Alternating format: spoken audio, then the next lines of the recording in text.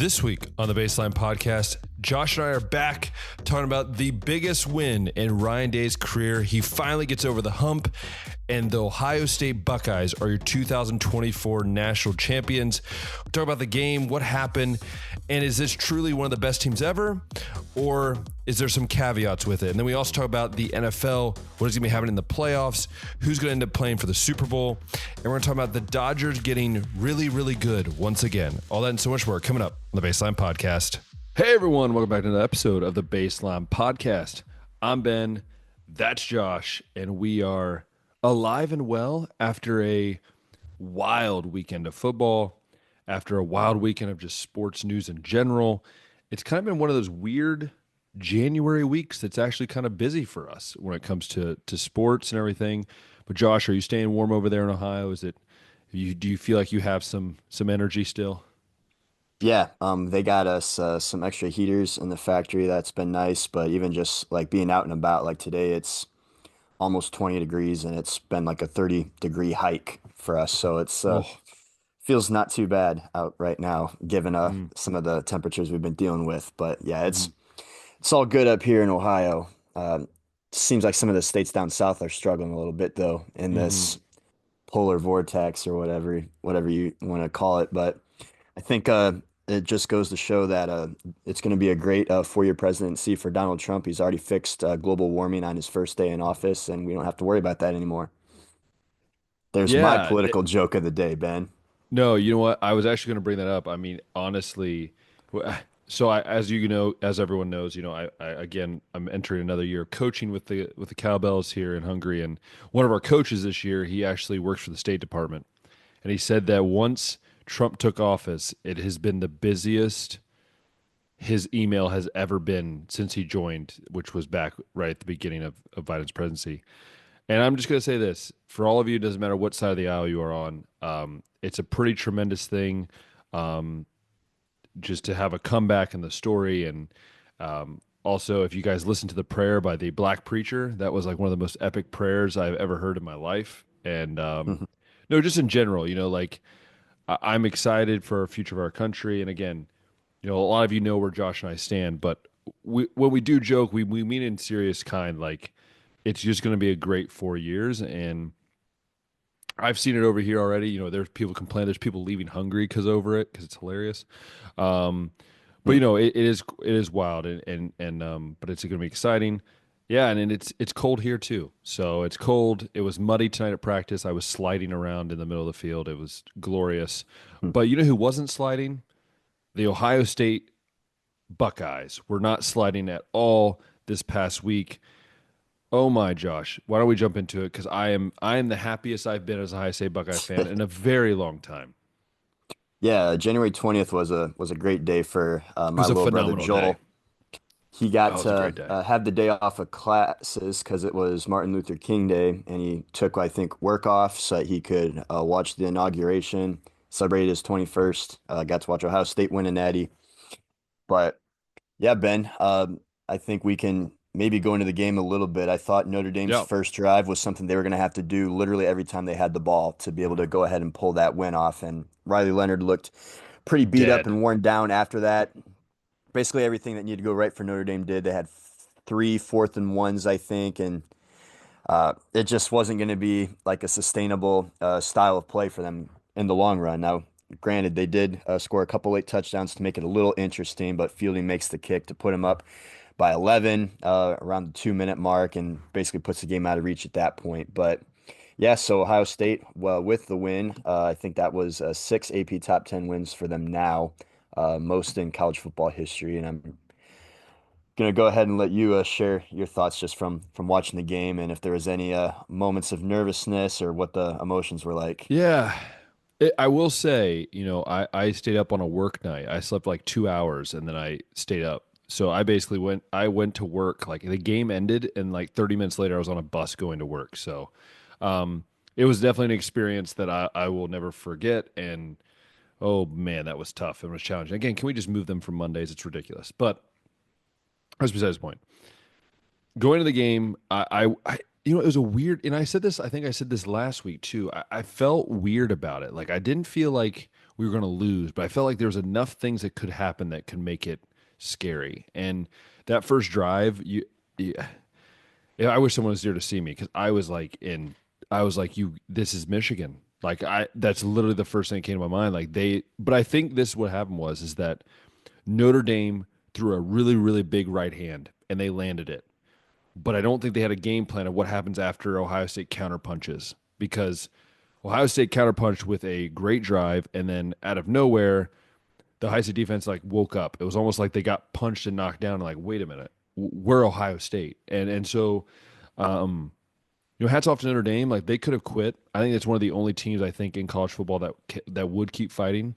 I think Oregon could have kept fighting, but it looked very very kind of like they didn't want to fight. Tennessee the same way, but Notre Dame fought to the end, and um, I'm just gonna say this: the storylines in this we could go over them, and one of the biggest ones was like even Jaden Fielding, right? He shanked a 29 yarder against Michigan that pretty much could have at least put them in a good spot to win, and then he shanked another one, and it's funny, it's ironic because Notre Dame's kicker hits one off the post, it's like a 29 yarder, but then Jaden Fielding hits not one but the second one specifically was a game clincher, and for him, and I feel for him because he's been through the ringer as well. And again, but dude, the story of this team, and Ryan Day said it best. Like they weren't going to be able to tell this story unless they finished it right. And you hear about the Will Howard, how he's never going to be a first round quarterback, and still, even after the freaking playoffs he's had, they're like, oh, he's not worth a first or second round pick. And you look at Jack Sawyer, he can't win the big ones, and Ryan Day will never be able to sustain. And I feel like it was, and I think Chip Kelly said the best. It was Woody Hayes. It was the Woody Hayes Center versus the world. It was who was in that building versus everyone else, even Ohio State fans. And I criticized, but I tried to see the light, and um, I'm glad I was proven wrong because what Ryan Day has instilled in this team and the culture, guys could have quit. And there were guys that transferred, but main guys could have quit, and they didn't. They came together as a unit, and we hear the belief in Jesus that they have, and that's also, I think, a big factor. I think it is kind of ironic that the two teams that played in the college football playoff final is with two quarterbacks that were Manning camp quarterbacks. They got no looks pretty much out of the transfer portal except a couple teams, and they're facing each other. And then the fact that the amount of Christians and Catholics that were on this teams, and it's kind of funny. Someone called it the evangelicals versus the Catholics, right? But just people of faith and to see that as well as at the center of a stage, and it's just been a great thing to see, and the storyline of Marcus Freeman and all that. But generally, it was a good game. I think it got a lot better as the game went on, and Ohio State earned it, and no one can fight you that. Some people say it's the best team in a long time, and I think talent wise, they're one of the better teams, but they have two losses. At the end of the day, you can't shake the fact that they beat four straight top five teams, top six teams. And yeah, I think it's very fascinating to me about the way they played. Will Howard played one of the best games he had. That throw to Jeremiah Smith at the end of the game was a ballsy throw, and he knew he had to go throw that. And I just think it's so fun to think that I have 2 more years to watch Jeremiah Smith and another year of watching Caleb Downs. Like that's going to be so much fun for Buckeye fans. And again, there's rumors Jim Knowles might be leaving to go to Oklahoma. I really struggle to see that happening, but let's not think about that for now. Let's just look at the congratulations to Ohio State, and this means so much to the fan base. Yeah, you didn't beat Michigan, but I trumps the Michigan game, and the SEC is never going to be the same. And I think the Big Ten is now maybe trying to take power, but I think you know seeing Ohio State win their ninth ever national title and just do what they've always said they were going to do. And I got emotional, man. I'll be honest with you. I got really emotional just seeing Ryan Day and seeing what he went through and Jack Sawyer went through, and to see that, it just was really special. And yeah, it's a game I'll never forget for sure. Yeah, there was a going into the game, there was like discussion about if it seems like there's not a lot of national interest in the game, and they were saying maybe it was because of the way that the schedule was drawn up. The season just should have ended sooner. Maybe something to do with the and no teams from the South being involved, whatever. But 22 million views drawn, a little down from the 25 million drawn from the Michigan-Washington matchup last year. Something else that I thought was interesting, Ben, I'd love to gauge your thoughts on it because this is more of like speaks to what the 12-team playoff could look like in the playoff era. So since 2014, Ohio State is the Yeah. first national champion to have two losses, lose to a rival, lose to a non-ranked team, not play in the conference championship. Yeah.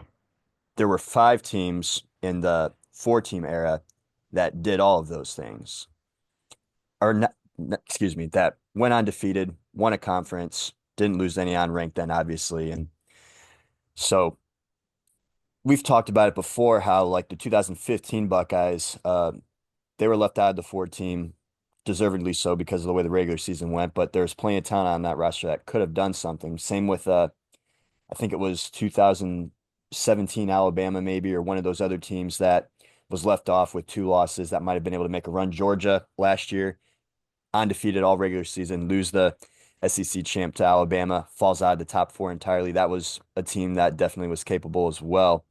So we'll never know about some of those other teams, but what do you think this does for college football going forward? I think it definitely devalues the regular season, regardless of what you want to say. Like some Mhm. people said, it makes more games meaningful, but really, like the SMU Clemson game wasn't that meaningful in like the grand landscape of things because both Yeah. were knocked out in the first round. Neither team was even like a serious contender to win. I don't think anyone gave him like even a thought of making a run like that. So more games with playoff implications, but no games that are really deciding the national championship. Like, do we like, and I know you're an Ohio State fan, so you're gonna feel a little different about it. Do we like how the regular season maybe wasn't as intense, there wasn't as big of consequences? Because on the other side, Notre Dame, we talked about like they probably would have still been in the four team because of the amount of two-loss teams that there were, but there's just not like the same amount of consequences for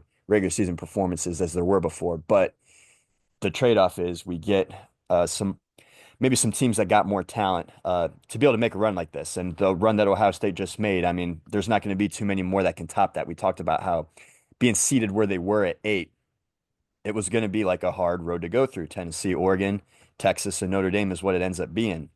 So they definitely like earned it in the long run. But the whole like needing a shot, yeah. So I'll turn it over to you and see what you think about that. Now that we've seen the whole 12 team one Yeah. season in. I still struggle with three lost teams getting in. I'll always struggle with that. Two lost teams, I can give it. I think that's it's all right. I mean, if you win your conference and you got a three lost team and maybe they are ranked in the best, I'm okay with that. Um, Looking at it from a non biased point of view, I think that the 12-team playoff has done great for the sport. I think it adds a little bit more entertainment, but I agree with you. It does take a little bit away from the playoff. I mean, from the regular season, in a sense, maybe it actually does make it a little bit more important, um, depending on where you want to seed and all that. I mean, the seeding needs to be fixed, The season absolutely needs fixed. I think but that's something that everybody can agree on. but at the end of the day, I think it's okay. Again, just don't go too big. Don't make it 16 or 20 teams.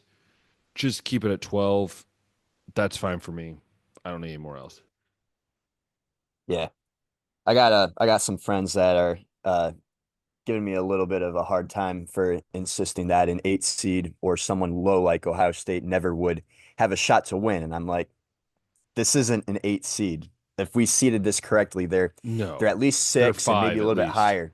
This is also a $20 million roster loaded with 5 stars that just had like an issue with Michigan for whatever reason for the last several years, and then the 1 point lost to Oregon.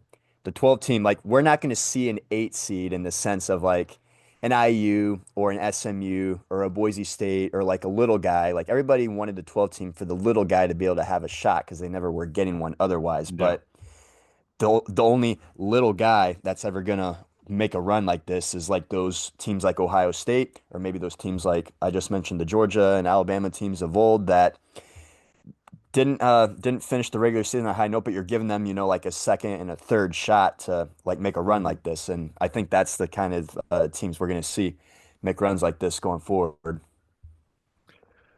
Totally agree. I mean, I think it's gonna be interesting to see. I mean, it gives you the second life, and I think that there are a lot of teams in history. Ohio State. I'm thinking of 2015, but even some other teams that you give them that second shot and you see what happens. And but again, I think this one's different because I think there are other teams that could do that, but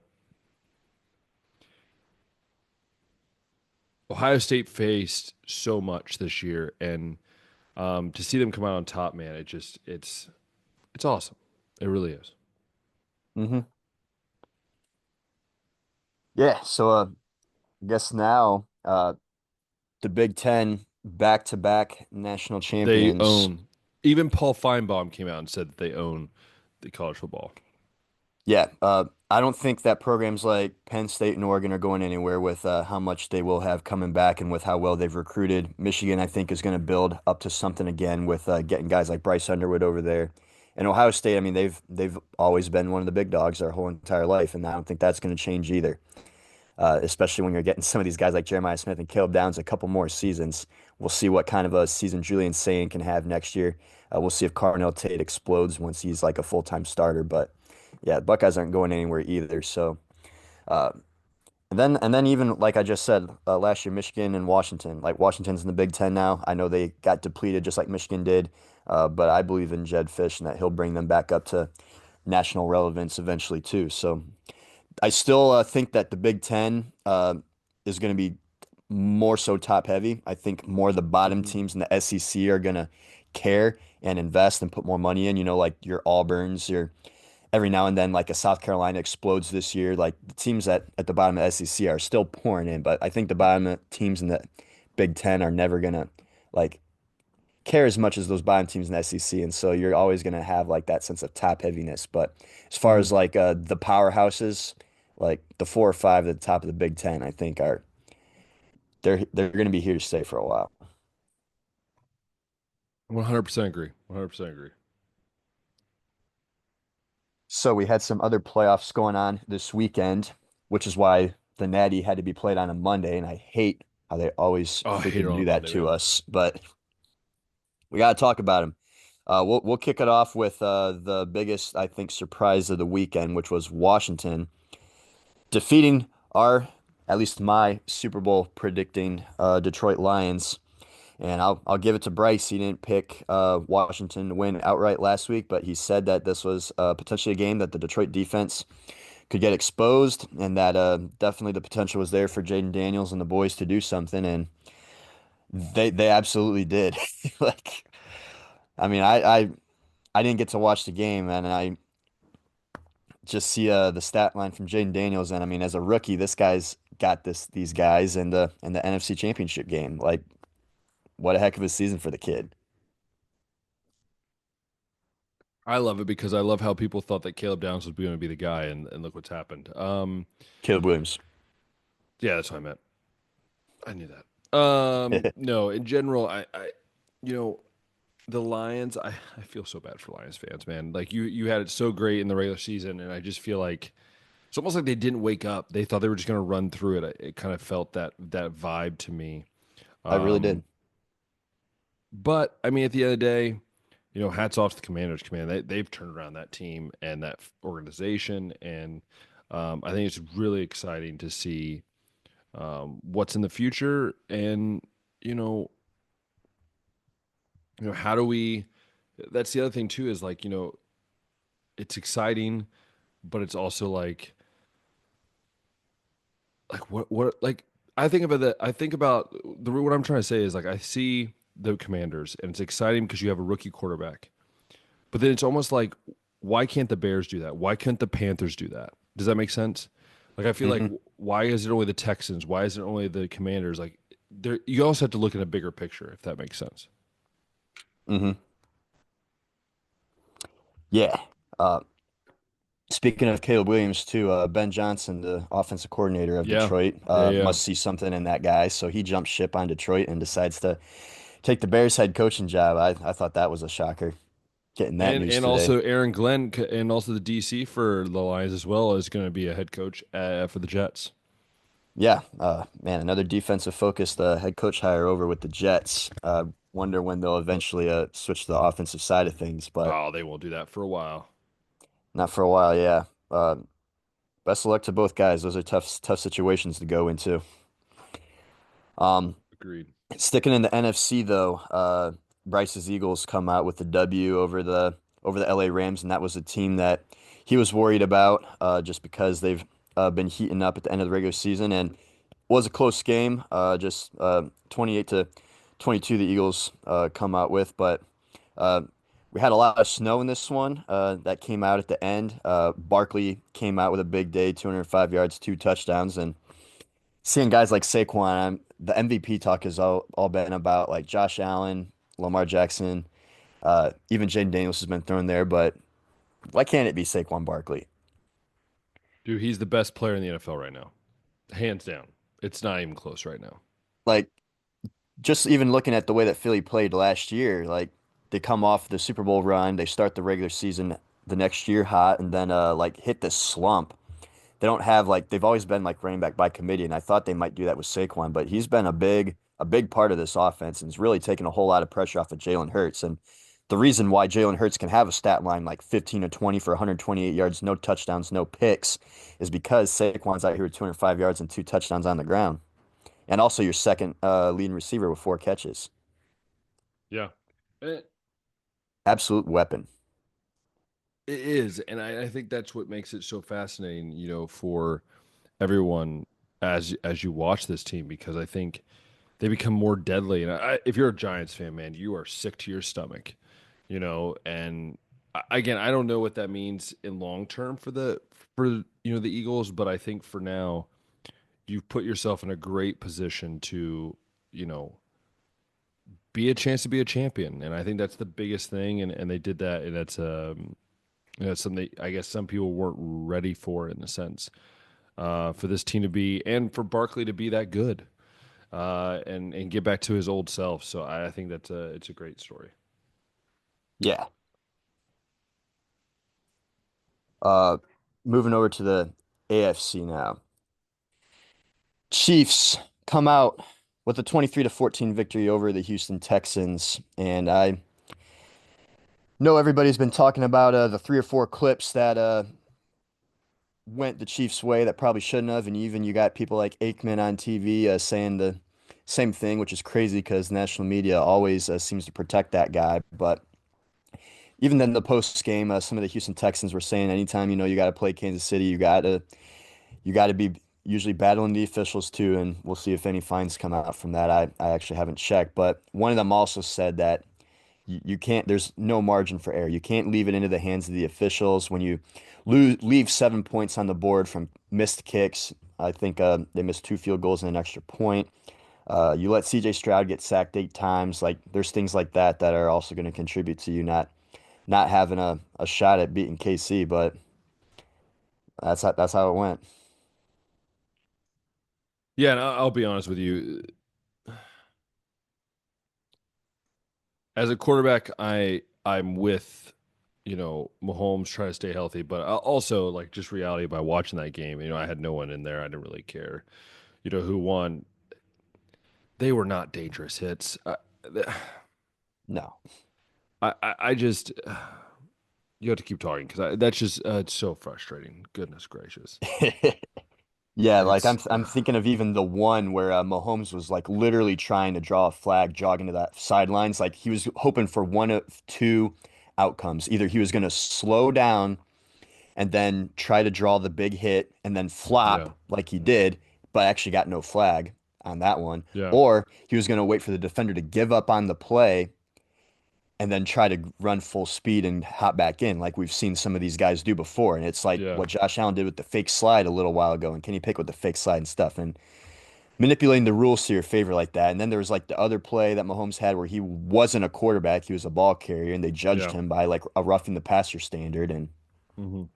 yeah, it's super frustrating to see. But either way, the Chiefs, they'll be facing Buffalo Bills this coming weekend after the Bills defeat Lamar Jackson and the Ravens 27 to 25.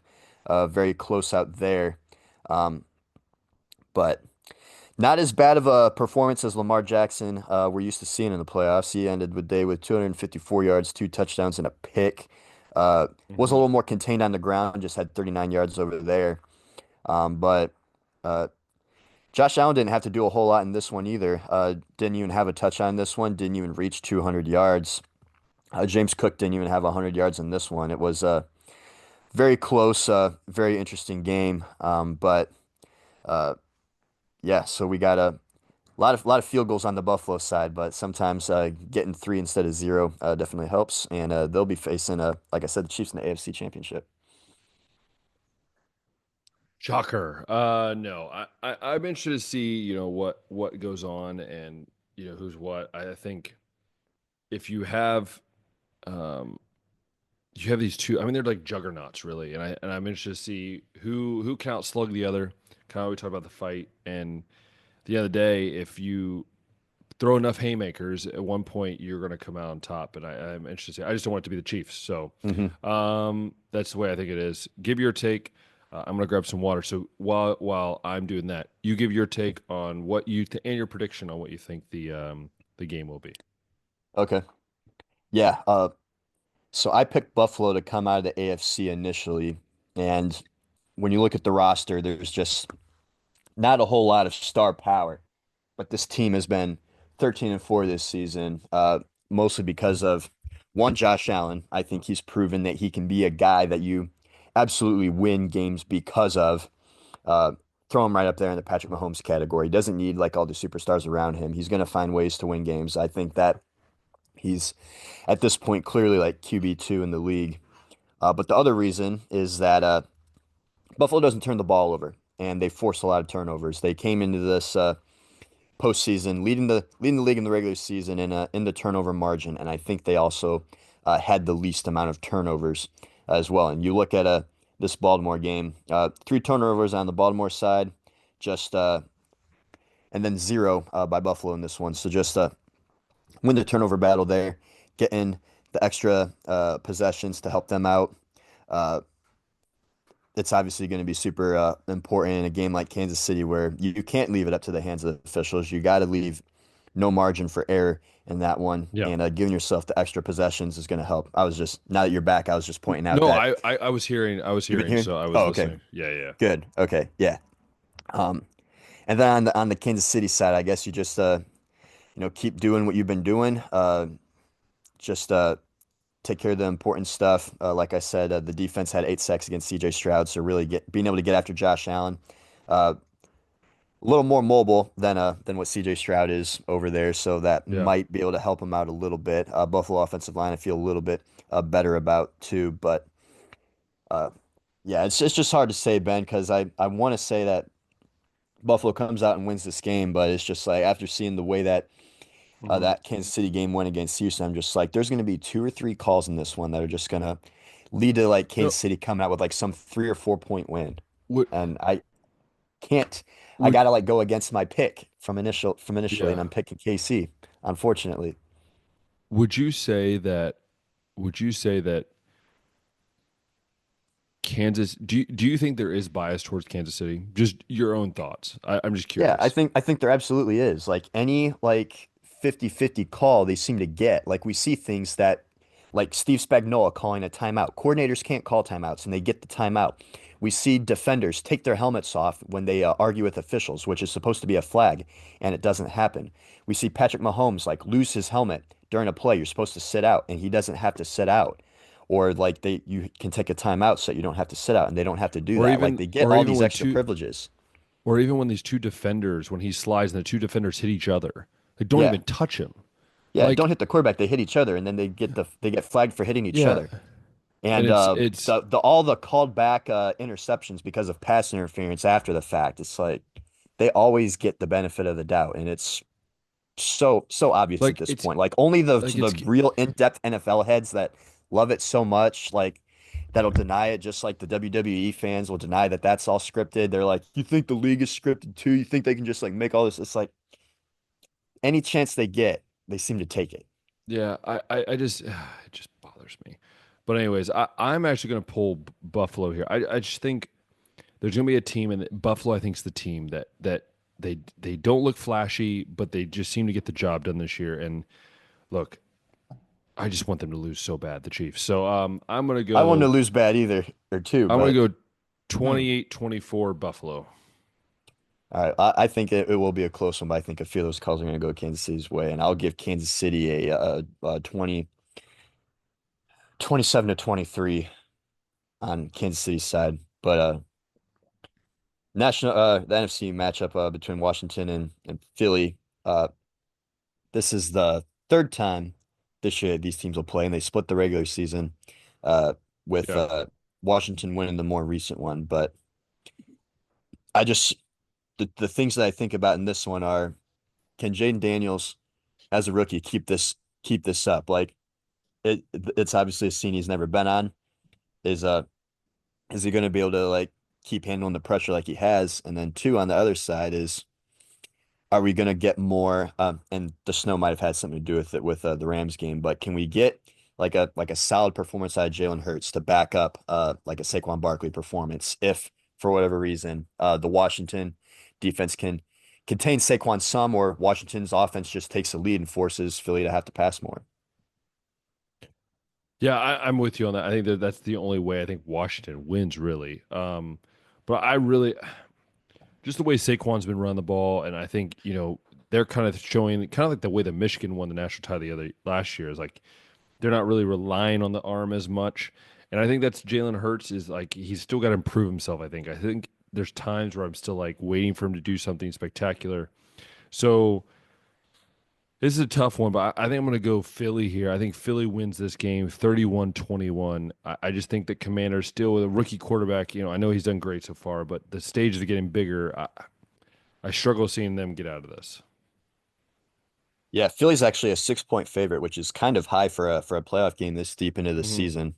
But I mean, at the same time, Washington is a 6 seed. I think they're happy to be here. Like I think all the fans are happy to be here. Obviously, all the players are going to say that this is a game that they want to win, but I'm going to lean with the experience and with Philly in this one, and go ahead and take them. I'll take them to cover at 6 too. I'll take them at 30 to 23. Ooh, I like it. I like it. Yeah, yeah. Outside of we mentioned the Ben Johnson hire and the Aaron Glenn hire. I don't think there's really been any other big NFL stories to come out lately, right? No. No other Well, coaching searches. Al Golden has agreed to become the Bengals defensive coordinator. So he's going to leave Notre Dame Mm, after losing to Ohio State. Um, And something I didn't mention, but just came out today that the three of the starting O linemen for Notre Dame have decided to transfer, which is very weird. I don't know if their offensive line coach, who's a legend, I don't know if he's retiring, but it's really weird that you have three starting offensive linemen that are transferring. So that's an huh. interesting thing to be keeping an eye on.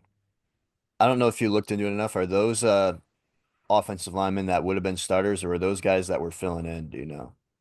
I'll look right here.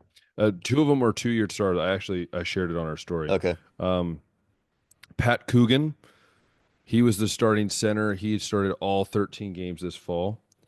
There is also Rocco Spindler. I believe he played. Yeah, it says right here. Yeah, he was the starter the last 2 years for Notre Dame.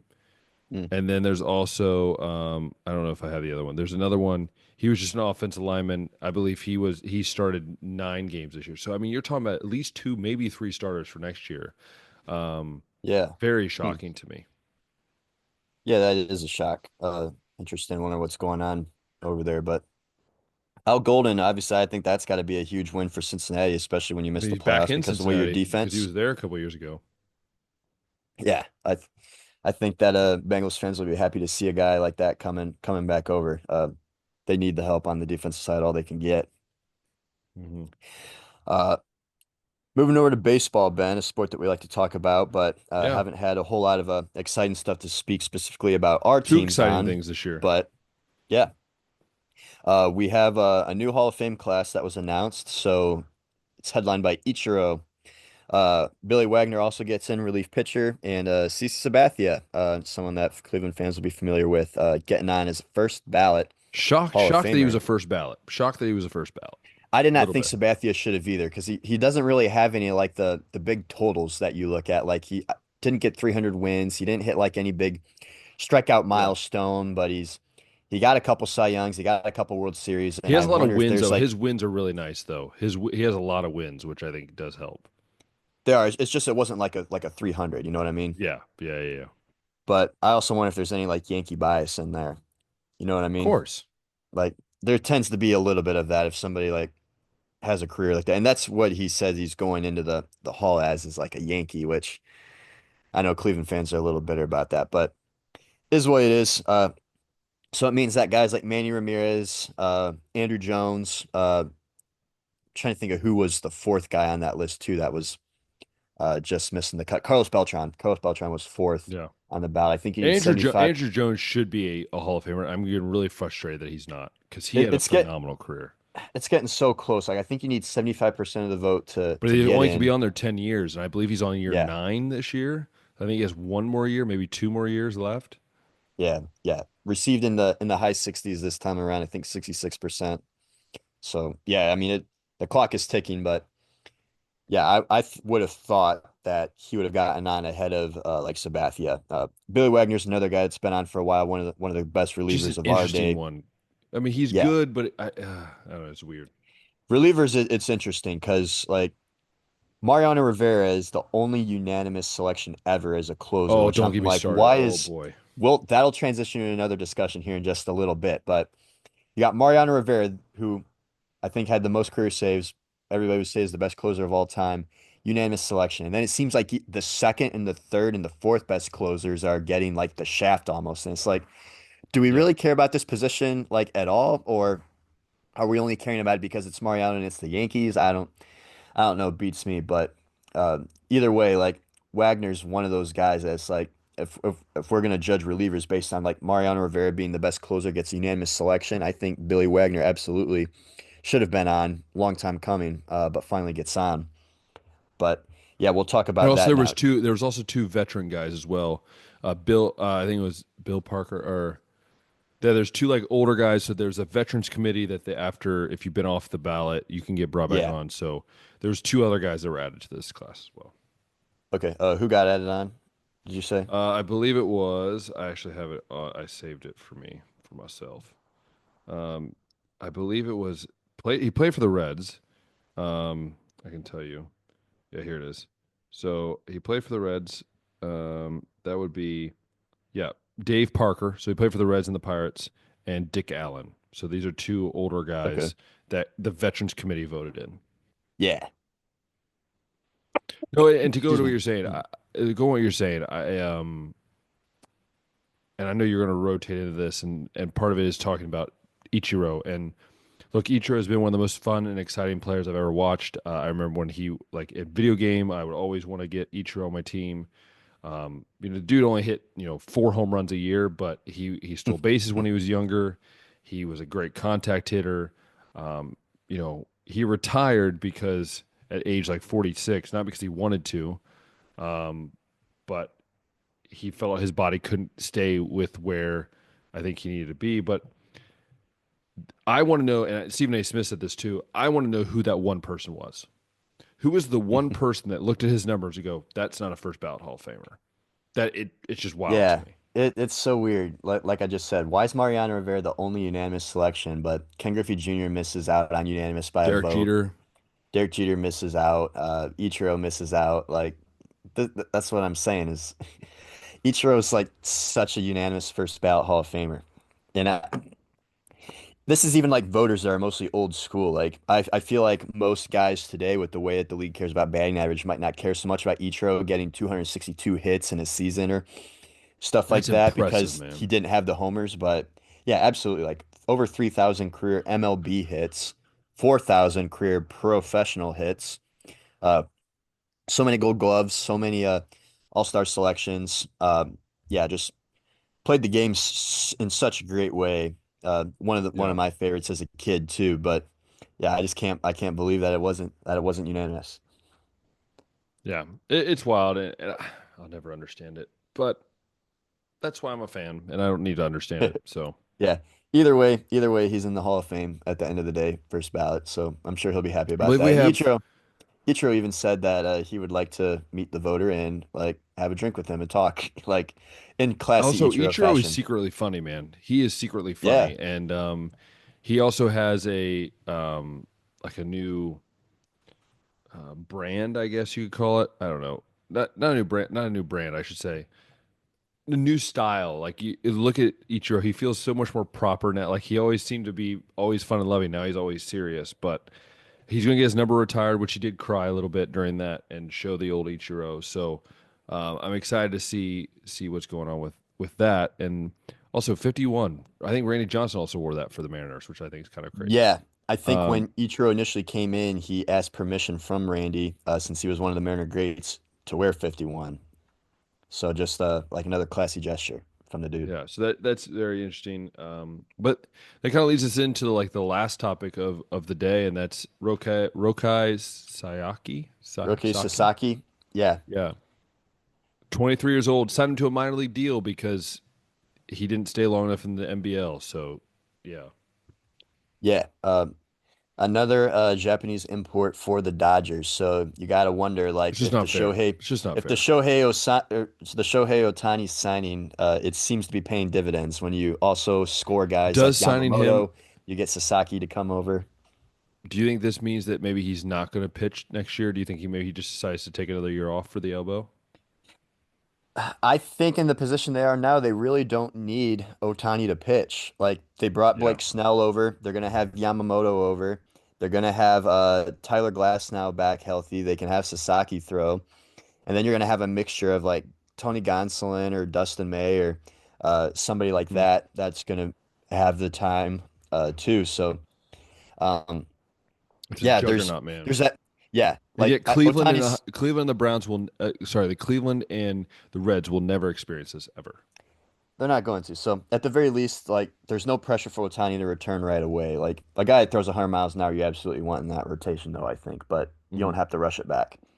But yeah, I was going to Agreed. bring up Cleveland finally made some noise in the free agent market, adding Paul Sewald, former closer from the Diamondbacks, to the bullpen, which, yeah, we already have a strong bullpen and it strengthens it further, but why aren't we spending money on a big bat for the outfield? Why aren't we spending money on a catcher that can hit 200 or just a functional middle infielder at all right now? Like, all this money that we've freed up was supposed to be used to either extending guys, which Stephen Kwan is only still making $4 million this year, so they aren't doing that. Um, and then you see teams like the Blue Jays finally score guys on guys like Anthony And Santander, and restructure it. they And he deferred restructured his 60 contract of for him. that. Yeah. They deferred 60 of that 90 million, which I thought the Dodgers are the only team allowed to do that, is what everybody is saying, but. Turns out, no, the Dodgers don't get special privileges to be able to be the only team to defer. They aren't the only team that can go out and sign free agents. They're just the only team that's spending their full budget. Like, yes, the Dodgers have the most money. We get that. They have the biggest payroll. They make the most revenue, whatever. So we would expect them to be able to sign the most guys, but they're using their full budget. What's annoying and what the other teams need to quit crying about is, let's just say you have a $100 million budget. Spend that whole $100 million. Don't just spend like 40 or 50 of it. Like there's so Just much use money it up, being left man. on the table. Yeah, there's so much money being left on the table, and there's still so many guys out there like Pete Alonso um, and Santander for the longest time until he just finally got signed. But there's guys out there still that could be signed. There's guys that teams could have signed the Dodgers have gotten. Like they also added Tanner Scott, which another solid bullpen arm that somebody else Sneaky could have one there. gotten. Yeah, sneaky Yeah, pick. yeah. Like teams just aren't spending the money, and the Dodgers are willing to do it. Like they're spending all their money, and all the other teams are pocketing extra money for ownership. So that's what it comes down to. Yeah. The Dodgers aren't ruining baseball. Everybody else is ruining baseball. Like, I ditto that. I ditto that. yeah, it's a perception and reality issue. Like people want to complain about the Dodgers, but even still, like what the odds that this Dodgers team wins the World Series is still pretty low because the teams that have been at the top of payroll have been the Dodgers, the Yankees, the Mets for most of our lives. And we've only seen the Yankees win last in 2009.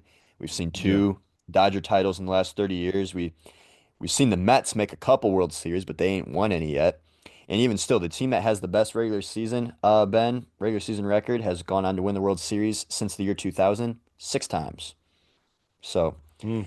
all hope is still not lost for a little guy like the Cincinnati Reds or the Cleveland Indians or the Mhm. Tampa Bay Rays or the Washington Nationals to make a run, as all of them have at different times. But yeah, I digress. I can have this argument with everybody all day, but just bottom line is other teams need to show up and No, just act like yeah, they spend want the to money. win. Stop Yeah, complaining, spend money, you and got it. and You do it got the right way. money. You don't have as much money as the Yep, Dodgers, but you do have money that you are not spending. agreed. Yeah. I think that's a heck of a show, Ben. I think that Yeah, now that we got college football out of the way, everybody can look to hear basketball more around the corner, basketball baby. takes from us. I was checking some college basketball stuff Ohio State recently. upset Purdue. Yeah, Ohio pulled State off the upset upset Purdue. there. There hasn't been a whole lot of excitement with North Carolina. I think they have 7 losses right now, which this early in the season, that sucks. But Auburn, Wouldn't it be Ben, as funny it's if March Madness, both of our teams don't make it? That'd be fun. yeah. I will go ahead and say right now, the top 5 is Auburn, Duke, Iowa State, Alabama, and Florida. Oh, ugly. Yeah, not a typical top 5 that you would guess, but Florida every now and then just has like a team that booms, and Alabama has been winning a little more so They also lately have a with 7'9" freshman, by the way. they do. If you thought Victor Wembanyama has like an awkward looking physique, you should see this kid. But Dude, he is weirdly shaped. yeah, yeah, I'm trying to look him up right now to see what kind of height weight I think he dimensions weighs that we like got here. 220, I think. 7'9", 305. Oh, Wembanyama's 220. jeez. But even still, like, so they got 7'9". They also have guys on the roster that are 7'1". They got two 6'11s and a 6'10. Can't confirm Wow. how much either one is playing though. Don't know enough about Florida to tell you that, but they do have a lot of height size on this team. That's sometimes what you have to do. It truly Yeah. is. You know what also has got height? You know what's also got height, Josh? What? The success of the next 4 years has a lot of height. The height level of this success is going to be so amazing. But anyway, that's a really bad political pun, but we're gonna go with it. Anyways, I hope you guys have enjoyed this episode. I know Josh has just woke up as well, and so he's loving spending his morning with you guys. But no, we really appreciate it. And if you love listening to us, comment down below. Also hit that thumbs up button, hit the subscribe button, hit the notification bell. That allows us just to see what's going on. Also, I want you to put in the comments: do you think that the Dodgers are playing unfairly? Do you feel like they are dirtying the game, would you say? Or do you feel like they are doing what is right within the law and there's not really a line to tell you what is right and wrong? So those are the two options. And the third one that I want to say is, or the third question I should say is, do you think that Ohio State will repeat in 2025? Be an interesting conversation. So I hope you guys do that down below. If you love listening to us on Apple Podcasts or Spotify, let us know. Leave us a review. Give us some stars. Star rating is great, and it also allows you to connect with other people that listen. If you want to, if not, it's fine. But play in the car. Put it on the. If you're a teacher, put it on the school radio. I don't know. I don't know. I'm just making up stuff at this point. But hope you guys have a phenomenal weekend. Go watch some football. There's very little football left, so enjoy the football. Go watch some basketball as well. Try to mix it up because before you know it, Josh and I are going to be filling our brackets out, and that's like one of our favorite episodes of the year. So, and also, I believe this is episode 170, Josh. Before we Uh, go, this is yeah, it's wild. something like that. I know you were talking last week with Bryce about how long we've been like doing talk together. I got a Facebook Yeah, memory of you making an announcement about us on our show with Resign yeah, Radio. So yeah, yeah. it's been a while. Yeah, and I liked it, and I do before we go, and I know I gave our goodbyes, but people don't realize that Josh and I have been doing this. We took a small break. When I left college, he was working a small break, but we spent like every weekend, like every Sunday evening for like a solid year and a half, Year and right? a half, yeah. About yeah, year and a Hmm. half every Sunday night. Like we would spend, I don't know, it was usually like 2.5 hours or so and then then we're doing this. So when people ask, was it always awkward to start podcasting? I'm like, nope, we've done this before, and we've grown up a little bit more. So no, but it's a great time to have Josh and myself on together again. It's great, and my brother says maybe we should start our podcast up again. I'm like, Jared, stop competing with Josh. You can't. Anyways, hope you guys have a great weekend. If you make sure you stay safe out there, and as always, we'll see ya.